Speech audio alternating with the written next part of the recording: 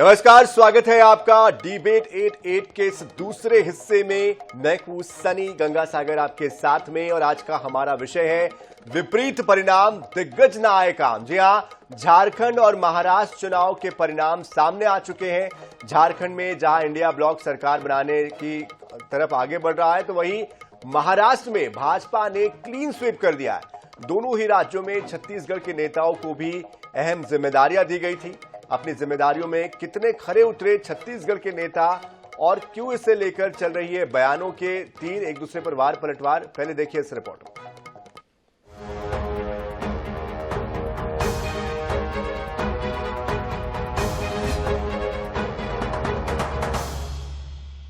यहाँ चमत्कार करते हैं तो यहाँ अगर छोटा भी चमत्कार हो गया तो उनको एक संजीवनी मिल जाता है, लेकिन पूरे मंत्रियां छत्तीसगढ़ का पैसा को लेकर वहां डेरा डाले थे। उसका क्या हुआ? प्रधानमंत्री जी, गृह मंत्री जी, पूरे मंत्रिमंडल, सेंट्रल के मंत्रिमंडल, और वहां पे देखा जाए ऑल ओवर तो मैं समझता हूं कि छत्तीसगढ़ के मंत्रियों का वहां हवा निकल गया है और छत्तीसगढ़ के मंत्रियां झारखंड चुनाव में सिर्फ टाइम पास और पिकनिक बनाने गए। राहुल गांधी की छाया पड़ गई है एक्चुअली। तो मसला ये होता है कि भाजपा के स्टार प्रचारकों से ज्यादा काम यही कर देते हैं वहां जाकर के, चाहे वो भूपेश बघेल जी का हो, चाहे राहुल गांधी जी का हो, चाहे टीएस सिंहदेव का हो। परंतु ये जरूर है कि जहां जाकर के आप वो कहेंगे जो आपने अगर किया है तो जनता के हृदय में असर होता है, और अगर आप ऐसा नहीं कहेंगे, जाकर शिगुफा ही छोड़ेंगे, झूठ ही बोलेंगे, तो जनता भी समझती है भाई। तो जिस तरह से जिम्मेदारियां मिली हैं उसके बाद अब ये बयान भी सामने आ चुके हैं। नतीजे हम सबके सामने हैं। महाराष्ट्र में जहां बीजेपी ने क्लीन स्वीप किया है और एक बड़ी बढ़त बनाई है, बढ़त इस कदर बना ली है कि वहां पर बतौर विपक्ष के नेता के लिए जो आंकड़ा चाहिए वो आंकड़ा भी वहां पर नहीं कर पाई है विपक्षी पार्टियां। तो अपने आप में ये चिंता का विषय बना है विपक्षी दलों के लिए। तो वही झारखंड में बीजेपी का जो परफॉर्मेंस था उस पर भारी पड़ा इंडिया गठबंधन। झारखंड मुक्ति मोर्चा और जेएमएम के साथ साथ कांग्रेस का जो गठबंधन था उसने वहां पर कमाल कर दिया। उसके पीछे क्या कारण रहा, वहां पर जो नेता गए थे उनको क्यों आखिरकार उतनी सफलता नहीं मिली, इस विषय पर बात करने के लिए हमारे साथ हमारे खास मेहमान जुड़ चुके हैं। उनका परिचय आपसे करवा देते हैं। जसविंदर बग्गा जी बीजेपी के प्रवक्ता हमारे साथ जुड़ चुके हैं। डॉक्टर शिल्पा देवांगन कांग्रेस की प्रवक्ता हमारे साथ जुड़ चुकी है। अनिल द्विवेदी जी वरिष्ठ पत्रकार हमारे साथ जुड़ चुके हैं। तो आप तीनों का बहुत बहुत स्वागत है। सबसे पहले मैं डॉक्टर शिल्पा देवांगन आपसे ही शुरुआत करता हूं।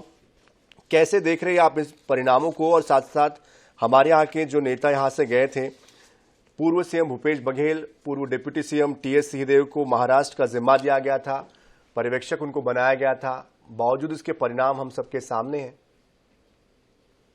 जी नमस्कार।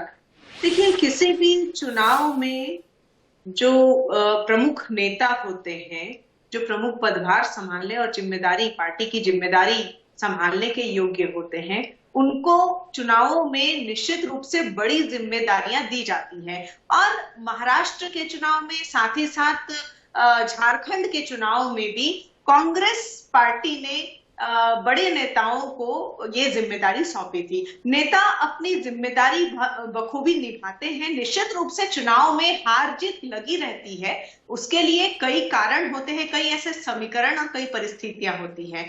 निश्चित रूप से जहां महाराष्ट्र में हार हुई है, चिंतन मंथन का विषय है, और झारखंड में जिस प्रकार से जीत हुई है उसमें हम ये कह सकते हैं कि हमने वाकई में जनता के मुद्दों को उठाने में कमी नहीं करी है। इसीलिए झारखंड की जनता निश्चित रूप से हम पर विश्वास करती है, और मैं धन्यवाद भी देना चाहती हूँ जनता को कि जो कांग्रेस पार्टी सकारात्मक रूप से पूरे देश में मुद्दे तो उठाने का कार्य करती ही है, उस पर जनता ने भरोसा किया झारखंड की। तो महाराष्ट्र में जो जिम्मेदारी मिली थी, आपको क्या लगता है कि महाराष्ट्र में नेता अपनी जिम्मेदारी सही से निर्वहन नहीं कर पाए, जनता तक जो मैसेज आप कन्वे करना चाहते थे वो कन्वे नहीं कर पाए? क्या इसके पीछे की वजह मानते हैं आप? देखिए, जिम्मेदारी तो बखूबी नेता निभाते हैं, परंतु एक समीक्षा का विषय है कि क्या हम सकारात्मक मुद्दे भी जनता तक जमीनी स्तर तक नहीं पहुंचा पाए, क्योंकि हमारा मुद्दा तो कोई भ्रम फैलाने का नहीं है, हमारा मुद्दा कोई झूठ बोलने का नहीं था। हमारा शुरू से हर चुनाव में मुद्दा जनता से जुड़ा हुआ रहता है। चाहे आप बेरोजगारी की बात कर लीजिए, महंगाई की बात कर लीजिए, चाहे अपराधों, जिस प्रकार से अपराध है, गुंडागर्दी बढ़ती जा रही है, उसकी बात कर लीजिए। तो महाराष्ट्र में भी जो वहां के क्षेत्रीय मुद्दे हैं उनको उठाने का कार्य तो किया है। कांग्रेस के नेताओं ने, कांग्रेस के कार्यकर्ताओं ने जिम्मेदारी भी अच्छे से निभाई है, परंतु कहीं ना कहीं चूक है, तो उसमें समीक्षा और मंथन का विषय है। निश्चित रूप से आगे आने वाले समय में कांग्रेस पार्टी और मजबूती के साथ कार्य करेगी। चलिए, जसविंदर बग्गा जी, आपसे समझना चाहते हैं, डिप्टी सीएम विजय शर्मा जी और साथ साथ वित्त मंत्री हमारे ओपी चौधरी जी, वो भी वहां पर गए थे झारखंड में, और साथ साथ कैबिनेट के कई और बड़े दिग्गज भी गए थे, और तोखन साहू, विजय बघेल, पूर्व सांसद चुन्नीलाल साहू, नारायण चंदेल, भूपेंद्र सवन्नी जी, ऐसे लगभग 30 नेताओं को झारखंड में जिम्मेदारी दी गई थी। लेकिन झारखंड में वो कमाल नहीं कर पाई आपकी पार्टी, आपके नेता, जो महाराष्ट्र में किया। देखिए सनी जी, हर पार्टी हर चुनाव में अपने प्रमुख नेताओं को चुनाव प्रचार के लिए भेजती है, जैसा शिल्पा जी ने बताया आपको। तो मुझे लगता है कि झारखंड में हमारे जिन नेताओं को पार्टी ने भेजा, आपने माननीय ओपी चौधरी जी की बात की, उन्हें 6 विधानसभाओं का दायित्व पार्टी ने दिया था, जिसमें से 5 विधानसभाओं में जीत हासिल हुई। विजय शर्मा जी की बात करें, पार्टी ने उन्हें 6 विधानसभाओं का दायित्व दिया था, उन्होंने 4 सीटों पे विजय सिंह प्राप्त की है, 2 सीटें पे हार गया है। लेकिन आप भूपेश बघेल और टीएस सिंहदेव की भी चुनावी समीक्षा करना चाहिए, जो महाराष्ट्र में उनको पार्टी ने दी। टीएस सिंहदेव बड़े नेता है छत्तीसगढ़ के, उन्हें पार्टी ने पश्चिम महाराष्ट्र की भूमिका में पश्चिम महाराष्ट्र में कार्य करने के लिए भेजा। 70 सीटें हैं पश्चिम महाराष्ट्र में, आपकी जानकारी में है। कांग्रेस कितनी सीटें जीती है साहब वहां? 2 सीटें। विदर्भ की बात करें, हमारे छत्तीसगढ़ के पूर्व मुख्यमंत्री भूपेश बघेल स्टार प्रचारक के रूप में वहां गए थे, 62 सीटें हैं। कांग्रेस कितनी जीती? 8 सीटें। तो आप स्ट्राइक रेट को देखिए, टीएस सिंहदेव का स्ट्राइक रेट कुल मिला के 3% नहीं है, और वहीं ओपी चौधरी जी का स्ट्राइक रेट 83% दिखता है आपको। तो कुल मिला के मुझे लगता है कि भारतीय जनता पार्टी के नेताओं ने जाकर पार्टी के पक्ष में अपनी भूमिका सकारात्मक रूप से निर्वहन की है, लोगों तक मुद्दे पहुंचाए हैं। यह अलग विषय कि झारखंड में हम सत्ता में नहीं आ पाए, लेकिन पार्टी ने वहां 33% से ज्यादा मत प्राप्त किए हैं सनी जी, और जो सत्ता में आ रही है झारखंड मुक्ति मोर्चा, उसका वोट प्रतिशत कुल 23% है। यानी भारतीय जनता पार्टी अधिक लोगों तक पहुंच के अपनी बातों को रखने में कामयाब रही है। जीत हार एक अलग विषय हो सकता है, वहां बहुत से और समीकरण थे जिसके कारण झारखंड में सत्ता तक नहीं पहुंच पाए। लेकिन आप देखिए, एक विषय मुझे लगता है बड़ा महत्वपूर्ण है, जो आप सबकी जानकारी में, आपके माध्यम से सबकी जानकारी में आए, कि लोकसभा चुनाव में जिस प्रकार से कांग्रेस ने फेक नैरेटिव खड़ा किया, एक गलत परसेप्शन के आधार पर वोट मांगे, और लोगों ने वोट कुछ जगह उन्हें दिए भी थे। और ऐसे अगर 4 स्टेट को हम देखें बड़े, जिसमें उत्तर प्रदेश है, महाराष्ट्र है, हरियाणा है और राजस्थान है, ऐसे 4 राज्यों में भारतीय जनता पार्टी को कांग्रेस के इस गलत नैरेटिव के कारण 57 लोकसभा सीटों का नुकसान हुआ था। और कैसे जनता ने इस धारणा को बदलते हुए भारतीय जनता पार्टी के पक्ष में, उन्हें लगा जनता को कि भारतीय जनता पार्टी जो कहती है वो करती है, और गलत धारणा में आके हमने भारतीय जनता पार्टी को वोट नहीं दिया है, दूसरे लोगों को वोट दे दिया है, 57 सीटों का नुकसान हुआ है। और कैसे लोगों ने बदला, हरियाणा में जहां भारतीय जनता पार्टी को 5 लोकसभा सीटों का नुकसान हुआ था, जहां आम जनता ने फिर से वोट देकर भारतीय जनता पार्टी को विधानसभा में वापस लौटा दिया। महाराष्ट्र जहां हम 17 सीटों से पिछड़ गए थे लोकसभा में, एक बार फिर से ऐतिहासिक बहुमत के साथ लोगों ने हमारे पक्ष में मतदान किया है, और महायुति एक बार फिर से सरकार में आ गई है। उत्तर प्रदेश में देखिए, हम 24 सीटों से हारे थे लोकसभा में, 24 सीटें कम मिली थी हमें पिछले बार से, और इस बार के जो उपचुनाव हुए उसमें 9 में 7 सीटें भारतीय जनता पार्टी को लोगों ने दी, आम मतदाताओं ने। और ऐसे राजस्थान में 7 में से 5 सीटें, मतलब कुल मिला के आम मतदाता भी इस बात को स्वीकार रहा है कि भारतीय जनता पार्टी के पक्ष में, भारतीय जनता पार्टी के नीतियों के पक्ष में और भारतीय जनता पार्टी के लोक कल्याणकारी कार्यों के पक्ष में मतदान करना है। और देखिए ना, आप रायपुर दक्षिण को, छत्तीसगढ़ की बात करें तो रायपुर दक्षिण में कांग्रेस के प्रत्याशी को जितने वोट कुल मिला के मिले हैं, भारतीय जनता पार्टी के प्रत्याशी की लीड उससे ज्यादा है सनी जी। लेकिन रायपुर दक्षिण पे अगर आएंगे तो फिर सवाल बहुत सारे आते हैं, कि सवाल फिर ये भी आता है कि बार बार अगर आपको रायपुर दक्षिण की जनता चुन रही है तो प्रतिनिधित्व क्यों नहीं मिल रहा है, ये सवाल भी फिर बनता है। पर पूछूंगा मैं ये सवाल, बहुत देर से इंतजार कर रहे हैं अनिल द्विवेदी जी, मैं उनका रुख करना चाहता हूं। अनिल द्विवेदी जी, नेताओं की अपनी लोकप्रियता होती है और खासतौर पर वो लोकप्रियता अपने स्टेट में ज्यादा होती है, लेकिन चूंकि उनका कामकाज देखकर, उनका कौशल देखकर पार्टियां उनको जिम्मेदारियां सौंपती है। और ये जो दो स्टेट है, एक बड़ा स्टेट है, एक छोटा स्टेट है, किस तरह से इन नेताओं की भूमिका को यहां पर देखते हैं और सबसे महत्वपूर्ण जो परिणाम आए हैं कितने चौंकाने वाले? देखिए, अब तो परिणाम भी कांग्रेस को चौंकाते नहीं है। मुझे सोशल मीडिया में एक कार्टून में देख रहा था जिसमें उद्धव ठाकरे राहुल गांधी से पूछ रहे हैं कि भैया अब आगे क्या करना है, तो राहुल गांधी कह रहे हैं आप अपना देख लिए, हमें तो इसकी आदत पड़ गई है। तो लगातार चुनावों का हारना निश्चित तौर पर दिखाता है कि कांग्रेस पार्टी अब देश में नारा, नीति और नेतृत्व के मुद्दे पर फुस होती जा रही है। आपके मुद्दे कैसे हैं, आपका लीडर कैसा है, आप किस वर्ग को लेकर के चलना चाहते हैं, ये अब पार्टी को चिंतन मनन करने की जरूरत है। और महाराष्ट्र में तो आप देखिए कि 17 सीटें कम हो गई कांग्रेस की, बढ़ना चाहिए तो सीटें और ज्यादा घट गई हैं। गठबंधन तो पूरा खत्म ही हो गया, पूरी तरह बल्ले बल्ले बीजेपी की रही।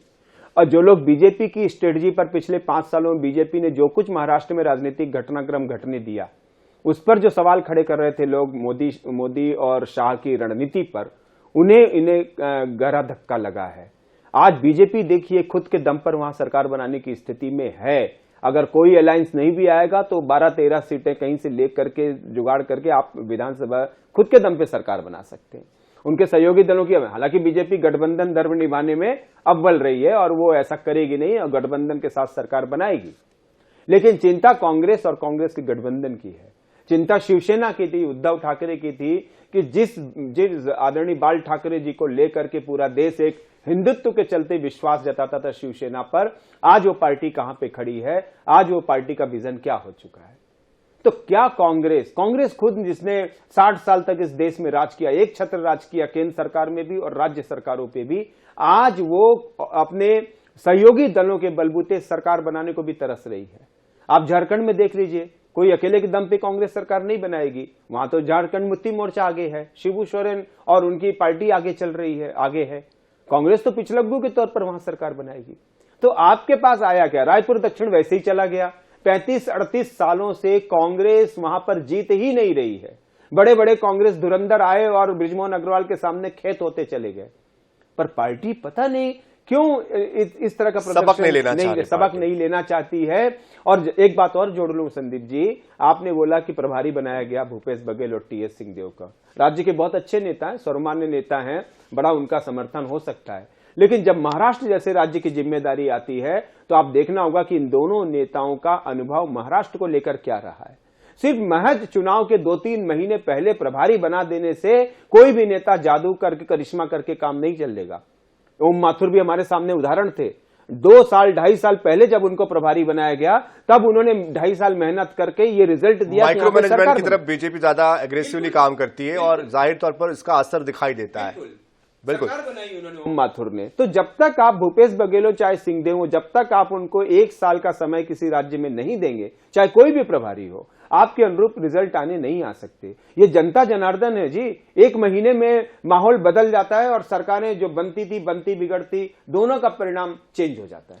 क्रेडिबिलिटी कहीं ना कहीं कांग्रेस की, शिल्पा जी, खत्म होती हुई दिखाई देती है, क्योंकि हम ये चीज बार बार महसूस करते हैं। बार बार जो चुनावी परिणाम है ये हमें मजबूर कर देते हैं इस बात को यकीन करने के लिए कि आखिरकार जनता कांग्रेस पर विश्वास क्यों नहीं कर रही है। क्योंकि जनता भी चाहती कि विपक्ष मजबूत हो, लेकिन विपक्ष ही नहीं चाह रहा है कि विपक्ष मजबूत हो। महाराष्ट्र में देखिए स्थिति ये बन गई है कि विपक्ष के लिए भी कोई नेता वहां पर नहीं बन पा रहा है, क्योंकि विपक्ष के लिए जो आंकड़ा चाहिए 28 सीटों का, वो आंकड़ा ही नहीं आ पा रहा है। आप जरा देखिए कांग्रेस की जो सीटें आई है वहां पर 16 सीटें आई है महज, और शरद पवार गुट की सीटें आई है 10 सीटें, साथ में आपके जो गठबंधन हुआ है यूबीटी का, उनकी सीटें आई है 20 सीटें।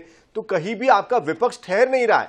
तो ये जो विश्वसनीयता की संकट या खाई आ गई है जनता के बीच में और आपके बीच में, कैसे पाटेंगे इसको? इस पर कोई मंथन होता है कि नहीं?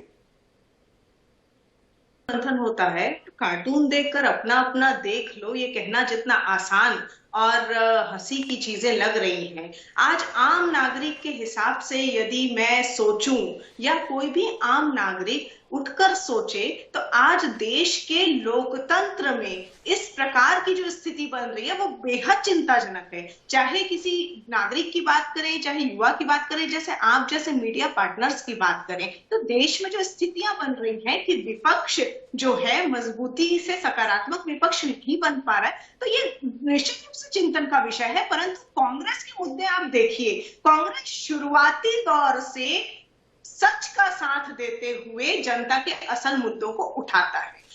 जो भी कारण है कि हो सकता है हम असली समस्याओं को जनता तक पहुंचाने में नाकामयाब रहे हैं, धर्म की राजनीति हावी है, वो अलग बात है, वो एक सोचने का विषय है, वो एक चिंतन का विषय है कि इस स्थिति में किस प्रकार की रणनीति तैयार की जाए, निश्चित रूप से सोचने की बात है। परंतु लोकतंत्र के लिए पक्ष और विपक्ष को मजबूत होना चाहिए, तभी आम नागरिक का भला हो सकता है। मैं तो यही सोचती हूँ। कांग्रेस हमेशा प्रयास करती है। लेकिन शिल्पा जी, आपको नहीं लगता जिस तरह की स्थितियां कांग्रेस की हो गई है, उत्तर प्रदेश में एक वक्त वो भी आया था जब सीटों को बंटवारे को लेकर कांग्रेस के लिए सपा अड़ गई थी कि हम नहीं देंगे सीटें, तो आखिरकार राहुल गांधी जी को कहना पड़ा कि ठीक है, हम किसी भी सीट पर नहीं लड़ेंगे। ठीक उस तरह झारखंड में गिनी चुनी सीटों पर आप लड़ रहे हैं, महाराष्ट्र में भी आप कहीं ना कहीं सेकंड पार्टी के तौर पर वहां पर यूबीटी के साथ जुड़े थे। लेकिन कुल मिलाकर पूरे देश का अगर सिनेरियो आप देखते हैं तो समझ में तो यही आता है कि अंदर खाने से ही आप अपने आप को काम करना नहीं चाह रहे हैं और आप विपक्ष को लेकर आप ये सोचते हो कि विपक्ष ने ये कर दिया, विपक्ष ने वो कर दिया। आप अपनी बात जनता तक क्यों नहीं पहुंचा पा रहे, जनता का वो विश्वास अर्जित क्यों नहीं कर पा रहे, इस बात को लेकर एक बड़ा सवाल है। महाराष्ट्र में ही नांदेड़ लोकसभा सीट पे रविंद्र चौहान जी जो खड़े हुए थे, उनकी उपचुनाव था वो, तो उनकी विजय हुई है। तो इस प्रकार जो यदि उपचुनावों में ऐसे रिजल्ट आते हैं तो कहीं ना कहीं कुछ ना कुछ ऐसी परिस्थितियां होती है। अभी भी जनता को विश्वास है कि कांग्रेस जो है जनता की समस्याओं को हल करने में सक्षम है, और निश्चित रूप से कांग्रेस हमेशा सत्य का साथ देता है। सत्य भले ही परेशान हो सकता है, झूठ और भ्रम की राजनीति, धर्म की राजनीति कांग्रेस नहीं करता है। तो जनता की समस्याओं को, चलिए मुद्दों को हम छोड़ देते हैं। चलिए शिल्पा जी, थोड़ी देर के लिए मुद्दों को हम भूल जाते हैं, लेकिन कम से कम विपक्ष से इस बात की तो सीख लीजिए कि माइक्रो मैनेजमेंट करके किस तरह से वो अंदर तक जाते हैं, ब्यूरो अपने पन्ना प्रमुख तक पहुंचते हैं, अपने बूथ लेवल पर जाते हैं, वहां से एक एक कार्यकर्ताओं को पिरोते हुए आगे बढ़ते हैं, और कहीं ना कहीं वो नतीजों में दिखता है कि इतना उनका जो असर है वो रिफ्लेक्ट होता है। और ये वजह है कि 230 का मैंडेट मिलता है महाराष्ट्र में, 232 का मैंडेट मिलता है, पूरी तरीके से क्लीन स्वीप हो जाता है। तो ये आपको अपनी कमजोरी को पहचानने की भी तो जरूरत है। अभी नतीजे जो आए हैं वो हमारे विरुद्ध आए हैं, विपरीत आए हैं, परंतु मेहनत करना, कार्यकर्ताओं को उत्साहित करना, ये कांग्रेस कभी नहीं करती। कांग्रेस का अपना एक जनाधार है और उस जनाधार को लेकर फिर से मजबूती से खड़े होने की ताकत कांग्रेस रखती है, क्योंकि कांग्रेस अनुभवी पार्टी है, इसमें अनुभवी नेता है। तो मैं उम्मीद करती हूँ कि अगले आने वाले समयों में हम जनता तक अपने विचार पहुंचाने में सक्षम रहेंगे, समस्याओं को हल करने में, चलिए उनके साथ खड़े रहने में। हम जसविंदर बग्गा जी, क्या ये माने कि चूंकि विपक्ष कमजोर है इसलिए बीजेपी मजबूत है? ये भाषा मुझे ऐसा लगता है कि स्वीकार्य नहीं होनी चाहिए। भारतीय जनता ये पार्टी, मैं आपको एनालिसिस के तौर पर बोल रहा हूं मैं कि क्या इसका फायदा आपको मिल पा रहा है, क्योंकि जाहिर सी बात है विपक्ष की जो स्थिति है, जो उनका अंदर का मैनेजमेंट है या जो अंदर की जो मैकेनिज्म है, उसको लेकर ये बात निकल कर आती है कि शायद विपक्ष मजबूत होता तो आपको चुनौती बड़ी मिलती। देखिए, असली खेल का आनंद ही तभी है जब दोनों प्रतिद्वंदी दल मजबूत हों। हम अपनी मजबूती के साथ मैदान में उतरते हैं, अपने कार्यकर्ताओं की मेहनत के दम पे उतरते हैं, अपने विचारों के दम पे उतरते हैं, अपने सिद्धांतों के दम पे उतरते हैं, अपने बीते कार्य को लोगों के बीच ले जाते हैं। और मुझे लगता है कि देश की सबसे पुरानी पार्टी जिसने 60 वर्षों तक देश में राज किया है, शिल्पा जी बार बार कह रही थी कि हम सकारात्मक मुद्दे शायद लोगों तक नहीं पहुंचा पाए, और मैं इस बात को बड़ा स्पष्ट रूप से कहता हूं कि आपके सकारात्मक मुद्दे लोगों को सकारात्मक क्यों नहीं लग रहे हैं? अगर लोगों तक वो असर क्यों नहीं करता? वो इसलिए नहीं करता है शिल्पा जी कि आपने 60 वर्षों के अपने कार्यकाल में किए गए कर्मों के कारण अपनी विश्वसनीयता खो दी है। आपने सरकार जब प्राप्त की है, आपने देश में सेवा नहीं की है, देश पे शासन किया, राज किया है, और देश को लूटने का एक तंत्र खड़ा किया आपने। आप केंद्र स्तर पर देखें और राज्यों को भी देखें, आप जिन जिन राज्यों में आपकी सरकारें आती हैं उसका एक ही काम होता है किस प्रकार उस संसाधन को अपनी जेब में डालना। और भारतीय जनता पार्टी वो लोगों की सेवा करती है, लोगों के लिए काम करती है, योजनाएं बनाती है, लोगों के सुख दुख में खड़ी होती है भारतीय जनता पार्टी जाके। और इस कारण से मुझे लगता है कि देश आज भारतीय जनता पार्टी के साथ जुड़ा हुआ है, माननीय मोदी जी के साथ जुड़ा हुआ है। एक विषय आपने और छेड़ा है कि भारतीय जनता पार्टी धर्म की राजनीति करती है, और मुझे लगता है कि इस बात पे आपत्ति एंकर महोदय को भी होनी चाहिए और हम सबको होनी चाहिए। राजनीति धर्म की कहीं पर नहीं है। जब मौलाना नोमानी के साथ खड़े होके लोग वहां पर इस बात को कहते हैं कि किस प्रकार से फतवा जारी करवा के पार्टी विशेष के, एक प्रत्याशी विशेष के पक्ष में वोट डले, वो धर्म की राजनीति नहीं होती क्या? वह भी धर्म की राजनीति है जो आप कर रहे हैं। किस प्रकार मस्जिदों से आपके पक्ष में फतवे जारी हुआ करते थे, भूल गई कि आप शाही इमाम किस प्रकार? बग्गा जी देखिए, राजनीति धर्म की तो चाहे वो पक्ष हो, विपक्ष हो या कोई और दल हो, हर कोई करता आ रहा है। पोलराइजेशन की राजनीति शुरू से ही हमको देखने को मिली और इसका असर भी होता है। जाहिर सी बात है, बटेंगे तो कटेंगे का जो नारा था उसको आपने लीड किया और बाकी मुद्दों को आपने छोड़ दिया और वो असर भी कर गया। जिस प्रकार से देश में जातियों को छोटे छोटे टुकड़ों में तोड़ने की बात चल रही है, लगातार देश के एक फेक नैरेटिव खड़ा किया जा रहा है कि आरक्षण को खत्म कर देगी भारतीय जनता पार्टी, संविधान को खत्म कर देगी, जबकि ऐसा कुछ भी नहीं हुआ है। आप 10 वर्षों का हमारे केंद्र सरकार का पूरा कार्यकाल देख लें, संविधान से छेड़छाड़ की कोई कोशिश हमने नहीं की, लेकिन कैसा फेक नैरेटिव खड़ा किया गया, किस प्रकार से जातीय जनगणना के नाम से भारत की जातियों को टुकड़ों में तोड़ने की कोशिश की गई है। इस बात को लेकर हमारे नेताओं ने कहा कि हम एक रहेंगे तो नेक रहेंगे, सेफ रहेंगे, आपस में बट जाएंगे। चलिए, बीच में आपको रोक रहा हूं, उसके लिए माफी चाहूंगा, लेकिन समय हमारे पास कम है। अनिल द्विवेदी जी, बहुत संक्षिप्त में फाइनल कमेंट, नेताओं की क्रेडिबिलिटी और पार्टियों की क्रेडिबिलिटी कितनी ज्यादा घट गई है और कैसे इसको सुधारने की जरूरत है, क्योंकि विपक्ष तो बहुत जरूरी है, विपक्ष नहीं होगा तो सत्ता पक्ष की मनमानी हो जाएगी। बिल्कुल, देखिए, चुनाव में हार जीत चलती रहती है, ऐसा नहीं है, लेकिन अगर आप लगातार हार रहे हैं तब पार्टी को अपनी स्ट्रेटजी पर बदलने की जरूरत है। राहुल गांधी ने संविधान का मुद्दा उठाया, कितने राज्यों ने स्वीकार किया, सबने उसको खारिज कर दिया। ठीक है, लोकसभा चुनाव में जादू चल गया आपका, लेकिन राज्य के चुनाव तो आप हार रहे हैं। आपने जातिवाद का मुद्दा उठाया, कौन आज के पढ़े लिखे युग में कौन युवा स्वीकार करेगा कि जाति के मुद्दे पर आगे बढ़ना चाहिए, जाति मतगणना होनी चाहिए? जाति केंद्रित राजनीति कौन कर रहा है? संपत्ति के बंटवारे की बात जब सामने आई कि संपत्ति का आकलन होगा, सर्वेक्षण होगा, कौन आजकल पढ़े लिखे जमाने में ये चीजें स्वीकार करता है? और आप 20 और 80% का जो नैरेटिव ला दिया गया राजनीति में, कांग्रेस के लिए यह बहुत सोचने वाली बात है कि आप किनके साथ खड़ा होना चाहते हैं। अभी बटेंगे और कटेंगे नारा तो अभी आया ना, इस चुनाव में आया है। जो 20% जो मुस्लिम वोट कुल मिलाकर जी बीजेपी को वोट नहीं करेंगे, इसलिए 80% ने एकजुट होकर के बीजेपी का दामन थामा और यही उसकी जीत में सबसे बड़ा सहायक साबित हुआ, जिसे हम कहते हैं हिंदुत्ववादी राजनीति। लेकिन सवाल फिर इस बात पे भी आता है अनिल जी कि अब मुझे जाना है, लेकिन हिंदुत्ववादी राजनीति की जब हम बात करते हैं तो महंगाई, बेरोजगारी, स्वास्थ्य, शिक्षा और अन्य जो मुद्दे हैं वो कहीं ना कहीं गौन हो जाते हैं और सिर्फ हम बात करते रह जाते हैं। आज चाहे महंगाई की बात कीजिए, बेरोजगारी की बात कीजिए, उस पर भी क्यों नहीं खुलकर इतनी ही सक्रियता के साथ, इतनी ही आक्रामकता के साथ बात की जाती है, ये अपने आप में एक बड़ा सवाल है। बहरहाल समय हमें रोक रहा है। बहुत बहुत शुक्रिया आप तीनों का हमारे साथ जुड़ने के लिए। जसविंदर बग्गा जी, डॉक्टर शिल्पा देवांगन जी, अनिल द्विवेदी जी, हमारे साथ जुड़ने के लिए बहुत बहुत शुक्रिया।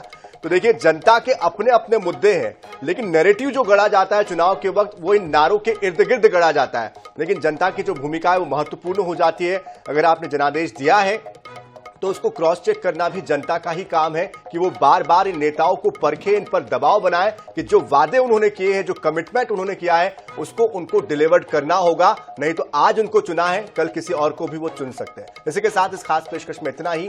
ताजा खबरों के लिए, अपडेट्स के लिए आप बने रहिए INS 24/7 के साथ। नमस्कार।